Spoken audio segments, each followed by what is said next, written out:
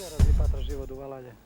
Ha, dobre, evo od kad je vojska tu, dobre, máme vody, máme, snadevaju nas keď môžu so šljebom i tak.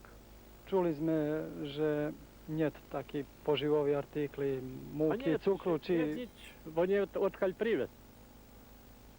A toto zo Šidu teraz voža, co voža. Teraz priniesli, teraz ktorý deň zeljali múku i tak, cuker, mydla. Co vam ešte treba? Povedzme, keď by še organizovala nejaká pomoc.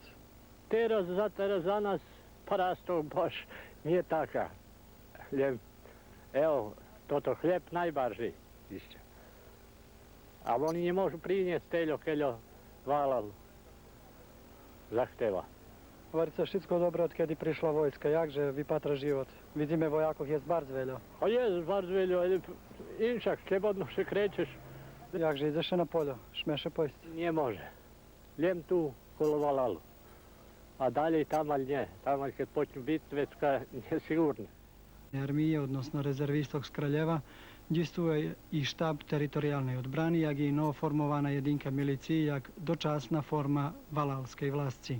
Poziciju da nas je ostalo malo ljudi, pretežno su ljudi pobjegli i teško nam je obezbediti sve te, kako da vam kažem, potrebne artikle, jer gdje smo se god obratili, jednostavno su nas tretirali kao gardijsko ustaško selo.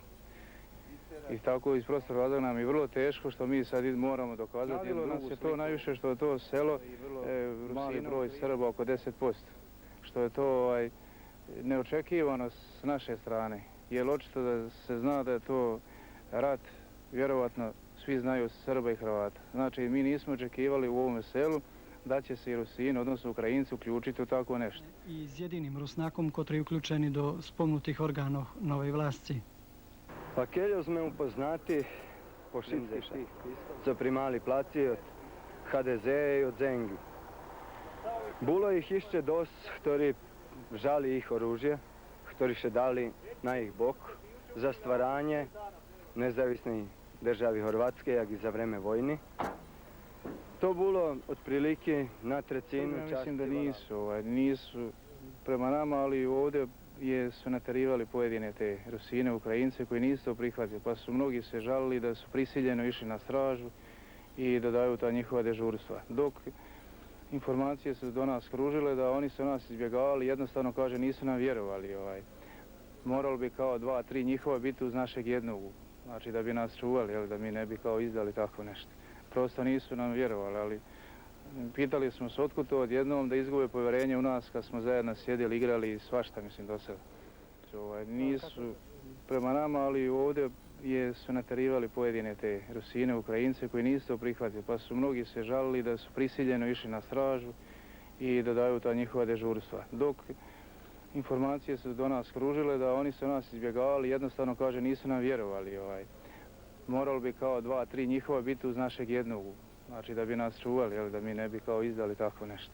Prosto nisu nam vjerovali, ali pitali smo se otkud to odjednom da izgube povjerenje u nas kad smo zajedno sjedili, igrali i svašta, mislim, do sada.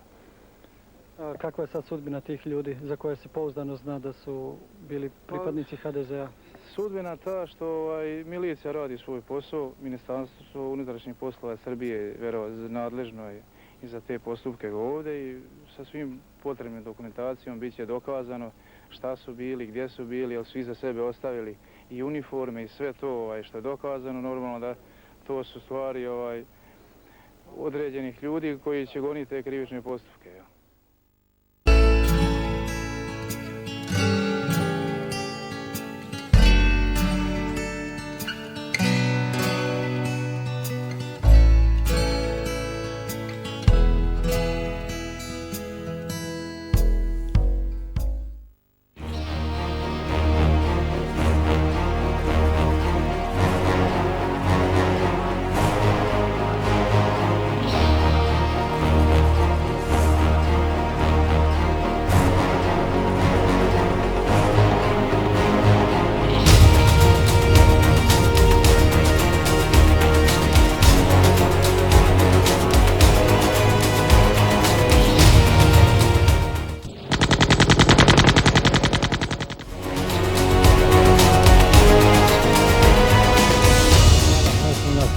traktora, sav pribor za mehanizaciju što imam, 3 televizora, to znam da neću naći ništa dok se vratim, a želim da se vratim što prije kući.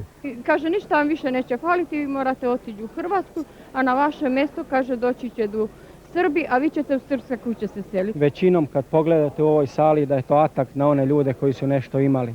Ja sam imala jako puno stoke, sam postavila 6 konja, 8 krava, 15 krmača. Sve sam morala napustiti, a muža su mi dotukli. A u autobusu nam su rekli da se ne pomišljamo natrag vraćati, jer već su naše kuće naseljene.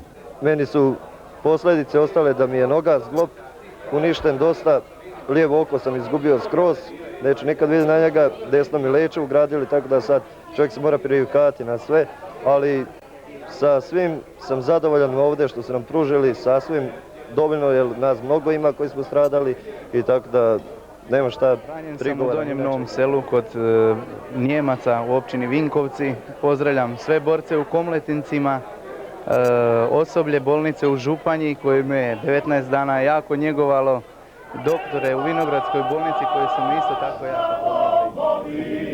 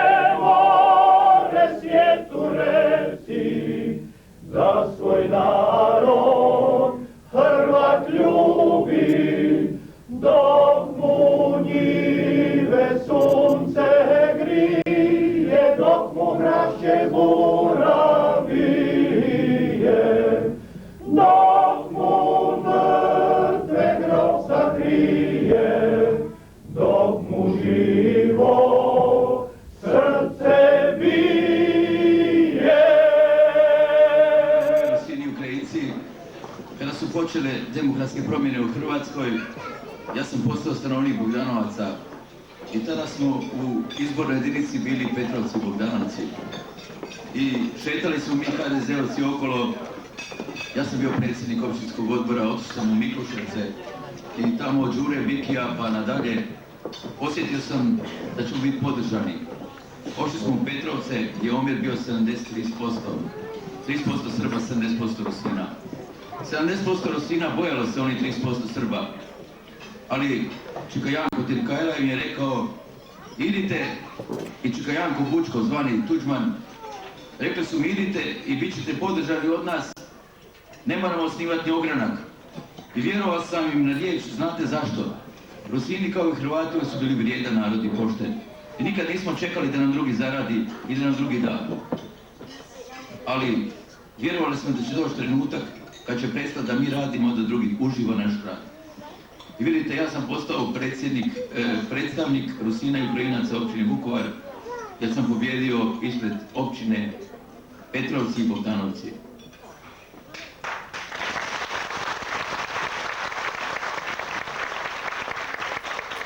I kada sam došao u Hrvatski državni sabor, bio sam sretan da se upoznao vašeg zastupnika, gospodina Kiša. Jednog vrlo poštenog čovjeka koji je osjetio kada treba podržati hrvatski narod u pravom trenutku, ponovo se kao i vaša zajednica, kad nam je bilo najteže, kad ste mogli biti sigurni da 97% gubimo, 3% dobijamo, vi ste stali na našu stranu. I zato smo vam zahvalni. Ovo je vaša domovina i sve što budete radili u domovini Hrvatskoj, nećete imati samo zastupnika Miroslava Kiša. Imate i mene u Hrvatskom državnom saboru i budite sigurni. Sve što budete tražiti, bit će napravljeno. I dragi moji prijatelji, drago mi da ste se okupili.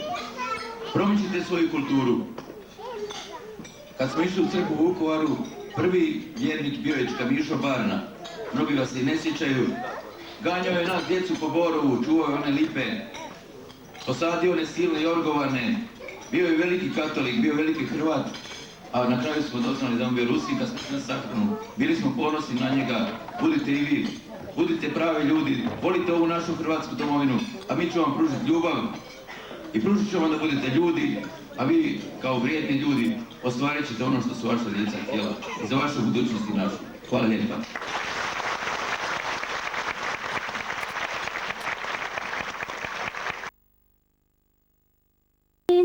Budu oni oraz, jak so i Karmeni.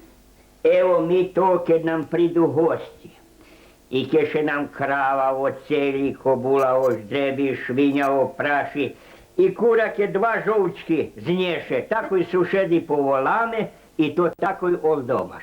Večka pijeme dok še ne napijeme. Dok celje cicka mi pijeme paljenku i celje še nacickalo i mi še nacickame, večka i zeme hvori kad ih špivajući. Bar sam ljubila i špivat i tancovat i všetko vyšlo. U tej brigi. A co možeme? Ozda bude ljepše, mi še nadame. Daj Bože, a da bude jutri ljepše. Da.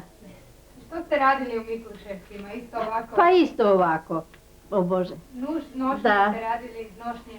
Pa bluzi, djevčatom sam vyšivala, fartuhi, ručniki u nas kad bila svadba pa še davalo, pa veljo sme vecka tak vyšivali. Po 200 ručniki sme vyšili za svadbu.